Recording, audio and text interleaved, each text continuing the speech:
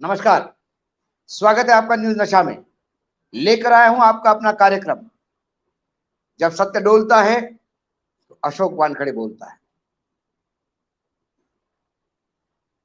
लाता हूं खबर आपके पास, और खबर के बीच में आपको समझ में आ जाएगा सत्य कहां कहां डोला,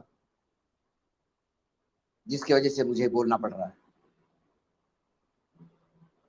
कर्नाटक में चुनाव हुए, भाजपा की करारी हार हुई, कांग्रेस सत्ता में आ गई। कांग्रेस ने 5 वादे किए थे, जो तुरंत सरकार में आते से ही उसकी अदायगी होनी थी। उस तमाम योजनाओं को लागू करना था। पहली योजना तुरंत लागू हुई, जिसमें महिलाओं को स्टेट रोडवेज के बसों में फ्री का ट्रैवल है। वो तो शुरुआत हो गई बड़े जोर शोर से। भारतीय जनता पार्टी, जिसके लिए कांग्रेस हमेशा बदनाम रहती है, वादे करती निभाती नहीं, वैसे हर राजनीतिक दल के साथ करीब करीब यही है। लेकिन कर्नाटक के चुनाव की जीत के बाद कांग्रेस ने कमर कस ली और तय कर लिया कि 1 महीने के अंदर ये 5 योजनाएं तुरंत लागू करनी होगी। पहली योजना लागू की, उसके साथ भाजपा और कॉशियस हो गई, क्योंकि इसके बाद वहां पे लोकसभा चुनाव भी होने हैं। यदि सारे वादे पूरे किए तो फिर लोकसभा में सीटें मिलना मुश्किल होगी।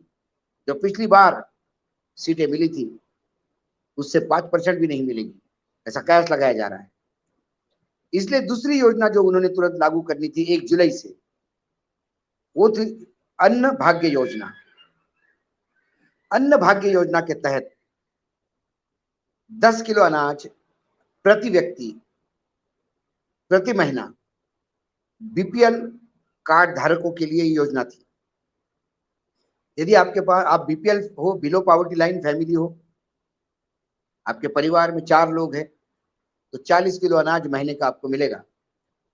इसमें या तो गेहूं या तो चावल। इस योजना को लागू करने के लिए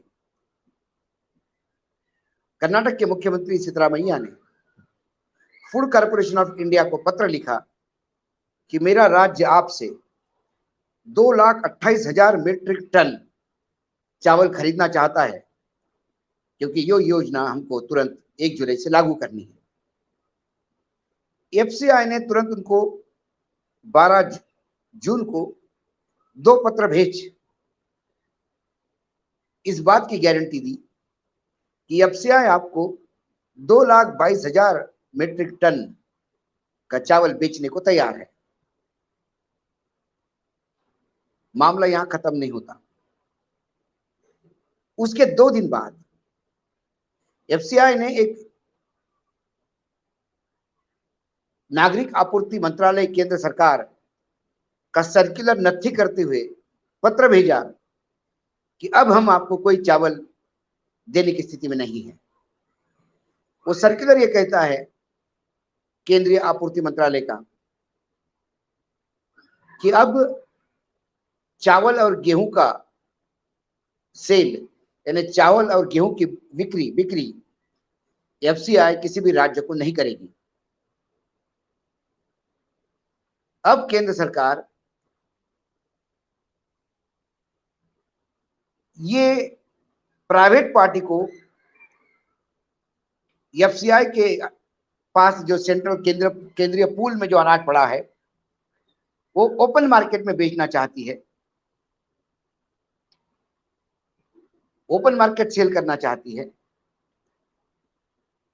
क्योंकि उनको लगता है कि गेहूं और चावल की कीमत बढ़ रही है। उनको कंट्रोल करने के लिए प्राइवेट पार्टियों को एफसीआई अपना गेहूं और चावल बेचेगी और राज्य सरकारों को नहीं देगी। जो राज्य नॉर्थ ईस्ट के, उत्तरी पूर्व के राज्य हैं, या पहाड़ी क्षेत्र के राज्य हैं, या जहां कानून व्यवस्था के कारण बदहली फैली हुई है, या कोई आपदा है, नेचुरल कैलेमिटी, उन राज्यों को अपवाद रखा गया है। बाकी किसी भी राज्य को केंद्र सरकार के पूल में से जो एफसीआई का गेहूं या चावल है वो नहीं मिलेगा। कुल मिलाकर कर्नाटक राज्य की नकेल कसने की ये बात थी, क्योंकि केंद्र सरकार के विभिन्न एजेंसियां आरबीआई के साथ तमाम कंज्यूमर इंडेक्स रोज ये बताते हैं कि महंगाई कम हो रही है, महंगाई कम हो रही है। जब केंद्र सरकार कहता है कि महंगाई कम हो रही है, तो फिर दाल चावल और गेहूं के रेट कहां बढ़ रहे हैं? जब महंगाई कम हो रही है तो घटती हुई महंगाई का डर क्यों?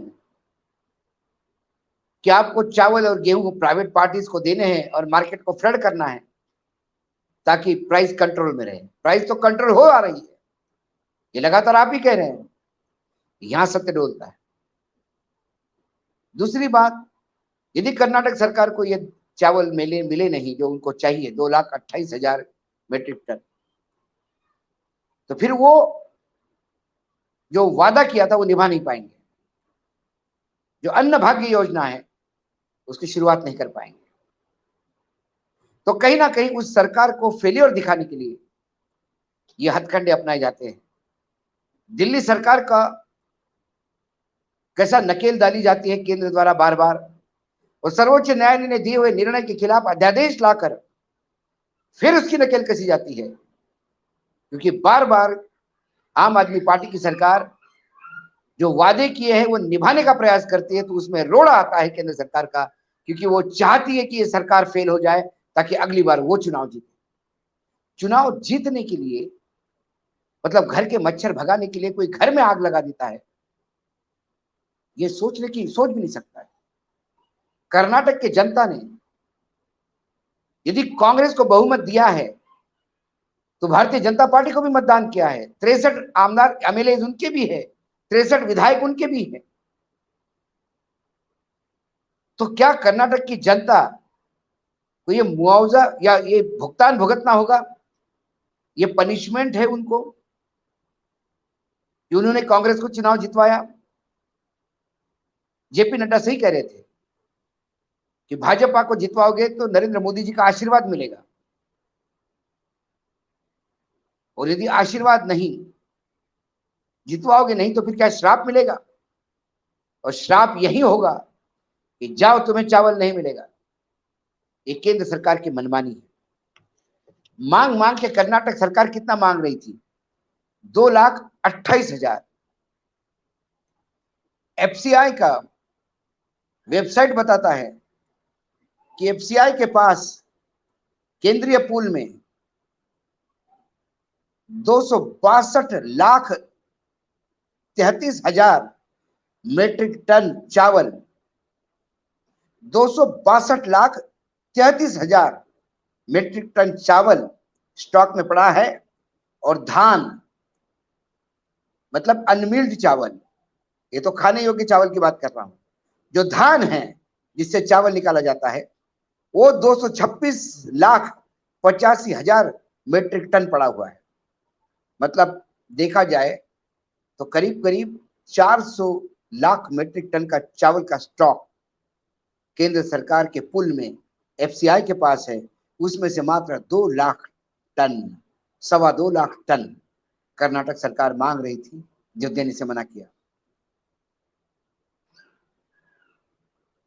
कुल मिलाकर हमारे देश की राजनीति इतने ऊंचे लेवल पे आ गई है कि सरकार जब कहती है सबका साथ सबका विकास, साथ उसी का देती है जो उन्हें चुनाव जितवाती है, और विकास उन्हीं का होता है जो दलाल ये चुनाव जितवाने में मदद करते हैं।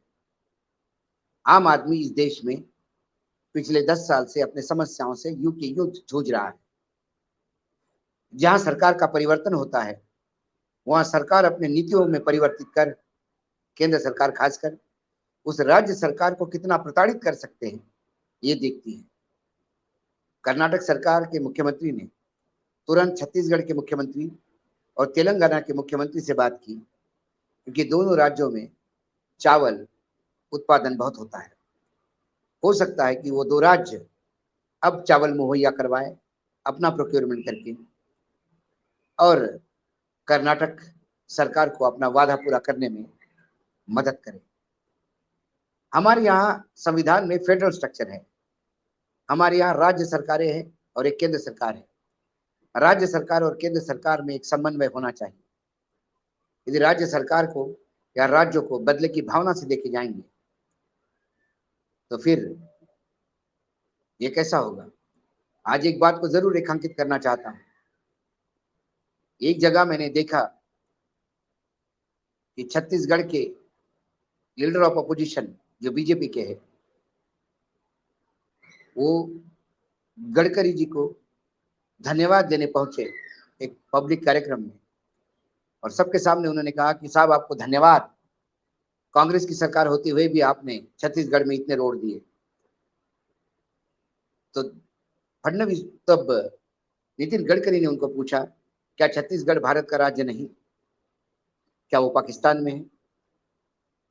क्या छत्तीसगढ़ के लोगों ने भारतीय जनता पार्टी को लगातार 3 बार सरकार में नहीं बिठाया? इस बार भी आपको समर्थन कम दिया, लेकिन क्या भारतीय जनता पार्टी के लोग वहां नहीं हैं?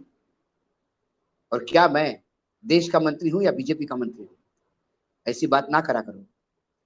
एक मंत्री वो है और एक सरकार वो है। उसी सरकार में प्रधानमंत्री वो है, क्योंकि प्रधानमंत्री की अनुशंसा के बगैर ऐसा काम आपूर्ति मंत्रालय कर ही नहीं सकता, जिसमें उन्होंने एकदम राज्यों को सेल बंद कर दी और कर्नाटक सरकार को पत्र भेज के कहा कि आपका 2 लाख टन, जब हमारे पास 400 लाख टन पड़ा हुआ है, उसमें से 2 लाख टन भी हम तुमको दे नहीं सकते। यही सत्य बोलता है, इसलिए अशोक वानखेड़े बोलता है। आज इतना ही, कल फिर आऊंगा किसी विषय के साथ। तब तक के लिए नमस्कार, देखते रहिएगा न्यूज़ नशा। और आप हमसे जुड़े रहने के लिए सब्सक्राइब करें YouTube पर, फॉलो करें Twitter पर और लाइक करें Facebook पर। और ज्यादा जानकारी के लिए आपको टाइप करना होगा सिर्फ न्यूज़ नशा।